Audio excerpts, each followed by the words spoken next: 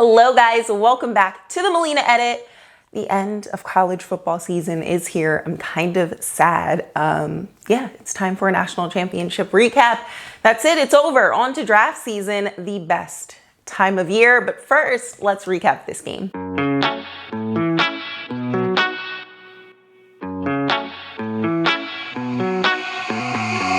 Let's start this recap off talking about those Ohio State Buckeyes.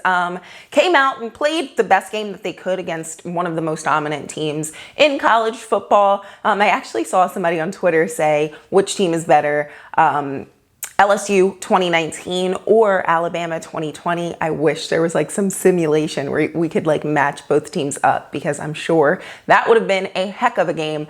But as far as the Buckeyes, Trey Sermon went down with a collarbone injury really early in the game, so that really sucked. I hope he's okay. I know he definitely raised his draft stock over these past few weeks, so hopefully he is healthy enough to get back into things. Keeping my fingers crossed for him. The tight end use, really big fan of how they've evolved that between the Clemson game and then again in the national championship. Jeremy Ruckert with a beautiful one-handed grab, and then they were just such big pieces throughout. And I almost forget about tight ends sometimes, so it's so nice when you see them being used in big ways on big stages. Shaun Wade, I know we have to touch on that. It just seems like he's being played out of position. I saw a lot of people saying that he's a safety, and I could see that in the way that he closed in on tackles in the run game. So I really hope that a team sees the potential that he has and is able to put him in position to be successful, because that kind of sucks being, your senior year, you're already moved from slot to outside corner, and now you have to, adjust to this position that's probably not the right position for you. Kudos to him for just, taking it and saying, I'm going to play this position and not complaining and things like that. But I do hope that he's still, his potential is still seen and somebody gives him a chance. I hope it doesn't affect his draft potential too much there. Chris Olave and Garrett Wilson we almost don't talk about them as wide receivers enough. They are so good, such just clutch receivers, and they match so well with Justin Fields there. I really like Justin Fields being smart with using his mobility in this game. I think he ran at the right times and really, was taking it all the way as much as he could for the first and then some. I love to see that. I hate when they just kind of run for the first down and get out of bounds. Just keep going. If you can inch closer to the end zone, do it.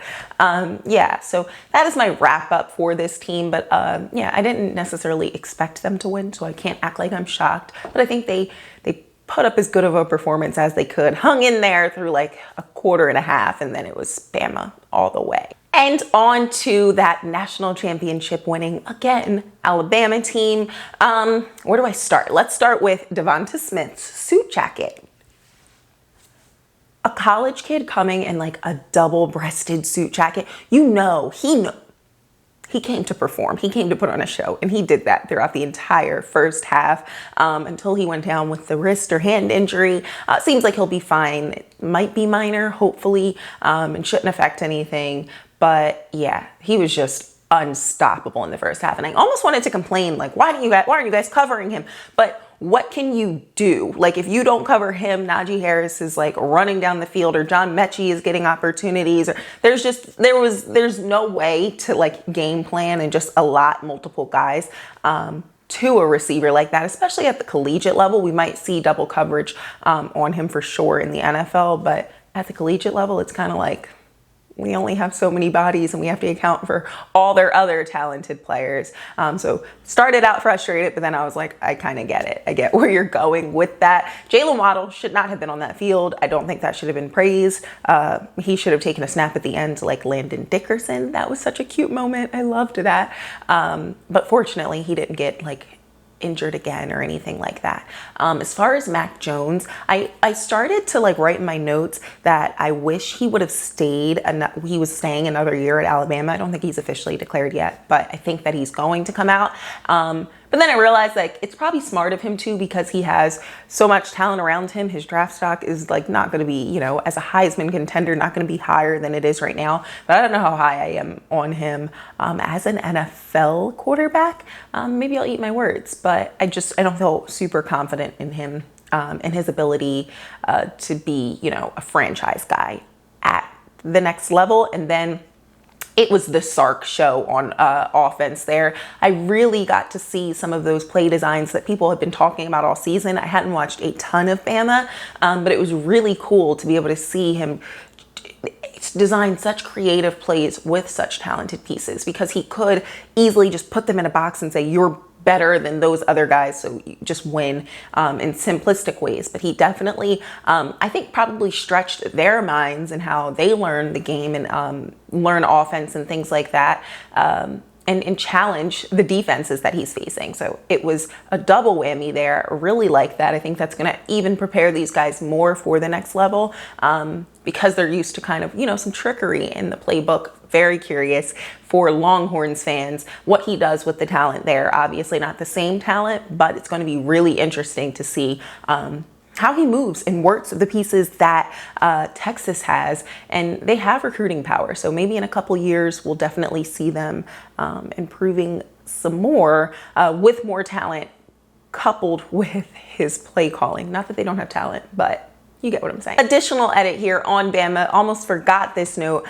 So I got mad at myself for a little bit with Najee Harris performing as well as he was. I feel like the main thing I noticed, I like his like footwork. He's just like bounces off tackles and like finds gaps really well, was the main thing that stood out to me in this game. And I kind of was like, why was I not higher on him sooner?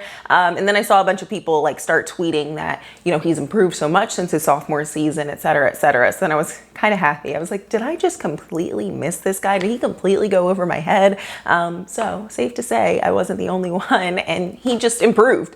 But I'm very interested now in what that comes down to. I think it's just what type of back a team might be looking for, but the Travis Etienne versus Najee Harris debate is going to be something that I'm looking towards in this draft, and what teams see each guy as the right fit and things like that.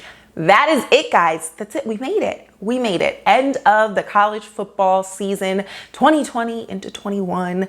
Wild, crazy ride, but it was so nice to get to see some good games on Saturdays. I cannot wait to get into draft talk, into draft season.